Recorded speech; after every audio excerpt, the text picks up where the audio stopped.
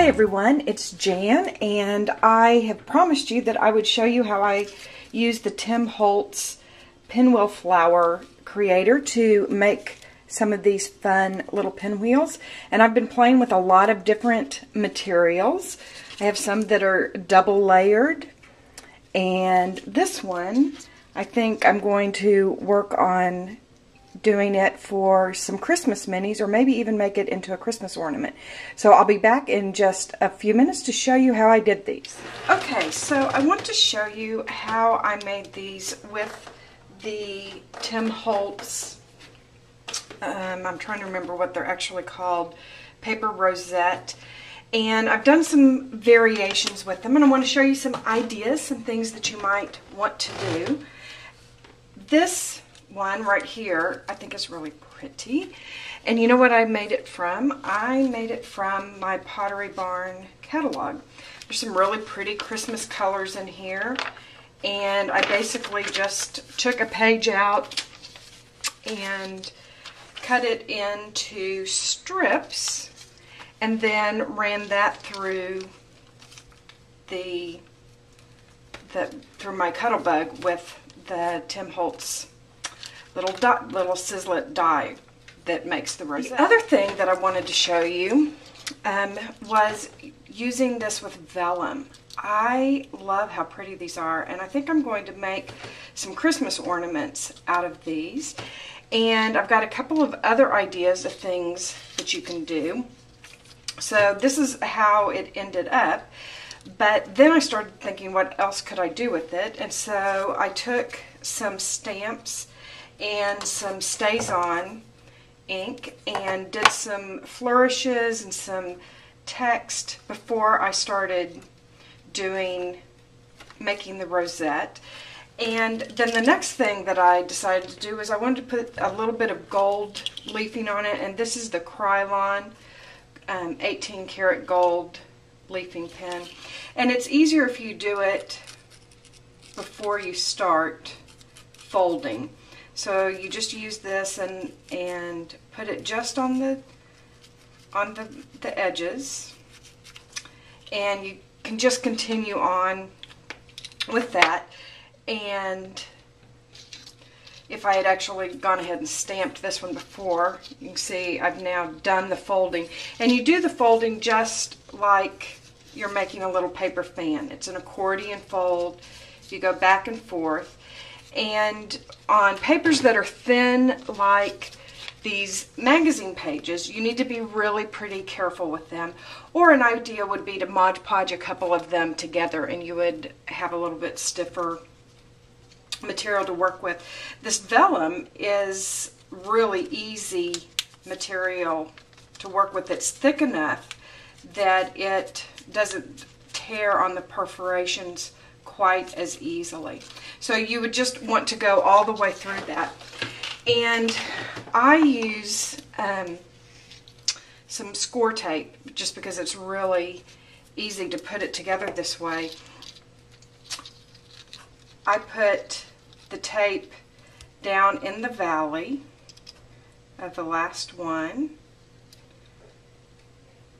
There. Now this is the part that I think is a little tricky, and I'm going to try and do it and look like I'm a real expert at it, but truth is it just takes a little fiddling with it. You want, if you have a side that you have edged with something like I've done the gold leafing or you've done the stamping, and you want that side to be up, then you want to start with now your circle facing this way, and I put some score tape on here. You can use hot glue or whatever is your favorite thing. I was basically looking for something that was quick. Okay, so I just kind of scrunch them to the center, and once I have the rosette in place, I kind of hold it together and bring whatever I'm going to place it on down over in the center. Put it down. If you have some hot glue or whatever, that will work. Okay, I want to show you how to do a double layered one like this. It's very simple. And for that one, I took 2 pieces of paper, and these are 8.5 by 11.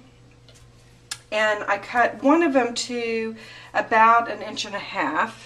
I think that's what I have this at. Yeah, this one's about 1.5 inches. And then this one is, well, it's going to be less because I want it to come back further on the edge of this than on the other one. So let me show you the trick to making this work. The trick is that you want to do your edging with your punch first. So we're going to have the one that we want to be the longer one. Let's get our sandwich going here. Let's see if I can get this done before one of the nurses walks in and thinks I'm talking to myself. So I have my A plate, my B plate. I'm going to put the die down, and I'm going to put the first piece down, and I'm basically, first piece I'm going to put down is the one that I want to mark how far back into the rosette I want it to be. And I can kind of move it a little bit where my scallops are on this edge, but I'm going to move it back because it won't get cut in here, but it will cut the back edge for this one. And then I can lay this one on top, just making sure that I've got enough of that. And put those together, and then I'm going to run this through. Signs of me being in the hospital, we've had to mask up. There are times when Scrubby's treatment requires that we have an absolutely sterile environment, so everybody in the room has to have their mask on. So I just have kept mine in my scrapping area. And you run this all the way through, and I'll show you what you get here. Get this out of the way. This is kind of fun. Move these, and you end up with 2 pieces that are ready to do the rosette with. One's already pre-edged. Now you can decide, do I want this solid against that? Do I want it on these 2 together? I kind of think I might want this solid like this. And now is the time to put the 2 pieces together. Don't do the accordion fold and then try and do them. It gets a little tricky. So I'm going to use my quick dry glue, and mostly I just want to make sure that each place, each one of these little divisions has some. I'm going to touch up here a little bit too. You know how when you're not in your normal space, everything doesn't go exactly like you plan for it to, but kind of get it close to the edge. Now I'm going to place this one on top of the one that is the full width piece. And because they were both pre-scored with the die, they're going to match up, and you just kind of take your time, get the pieces together, make sure your edges line up before the glue dries. You can begin doing your mountain and valley folding as well. This makes a really fun little flower. What did I do with my score tape? Let's get this one. Going to put it down here in the valley. I don't know why, for me it's easier to put the tape here on this valley part of this than to put it on the other. I'm going to pop that off of there.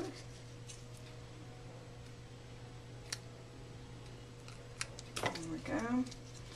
Bring it around and just match those two.